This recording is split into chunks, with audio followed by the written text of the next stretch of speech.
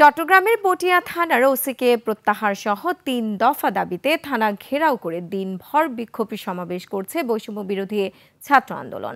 আন্দোলনকারীরা চট্টগ্রাম কক্সবাজার মহাসড়ক অবরোধ করে রেখেছে, এতে বন্ধ যান চলাচল। চট্টগ্রাম থেকে হাসান ফেরদৌসের তথ্য ও ছবিতে ডেস্ক রিপোর্ট।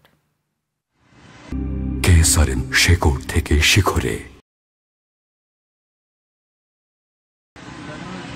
মঙ্গলবার রাতে পটিয়ার শহীদ মিনার এলাকা থেকে রাঙ্গামাটি জেলা ছাত্রলীগ নেতা দীপঙ্কর দেকে আটক করে থানায় নিয়ে যায় বৈষম্য বিরোধী ছাত্র আন্দোলনের নেতাকর্মীরা। ওই ছাত্রলীগ নেতার বিরুদ্ধে কোনো মামলা না থাকায় পুলিশ তাকে গ্রেফতার করতে চায়নি।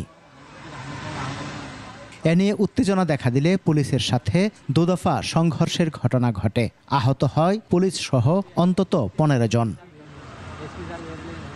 ঘটনার জের ধরে সকালে পটিয়া থানার প্রধান ফটকের সামনে অবস্থান নেয় বৈষম্য বিরোধী ছাত্র আন্দোলনের কর্মীরা। পরে চট্টগ্রাম কক্সবাজার মহাসড়ক অবরোধ করে।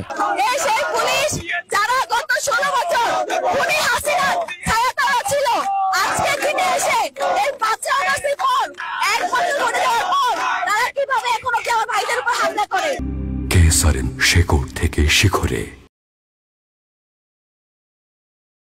রিদওয়ান সিদ্দিকী সহ পটিয়ার ছাত্র সমাজকে তারা প্রকাশ্যে থানার ভিতরে 2 বার হামলা করেছে, রক্তাক্ত করেছে। আমাদের ছাত্র সমাজের উপর হামলা হয়েছে, সেই পুলিশকে 24 ঘন্টার ভিতরে যদি এখান থেকে অপসারণ করা না হয় তাহলে আমরা এর চেয়ে আরো কঠিন থেকে কঠিন আমরা আন্দোলনের ঘোষণা করব। পটিয়া থানার ওসিকে অপসারণ সহ ছাত্রদের উপর হামলাকারী পুলিশ সদস্যদের গ্রেফতারের দাবি জানায় আন্দোলনকারীরা। আমাদের অবস্থান অনড় থাকবে যতক্ষণ পর্যন্ত স্বরাষ্ট্র মন্ত্রণালয় থেকে এই ওসিকে অপসারণের সিদ্ধান্ত না আসবে। দাবি মানা না হলে আন্দোলন চালিয়ে যাওয়ার ঘোষণা দেন তারা। সমর ইসলাম, ডেস্ক রিপোর্ট, 21 টেলিভিশন।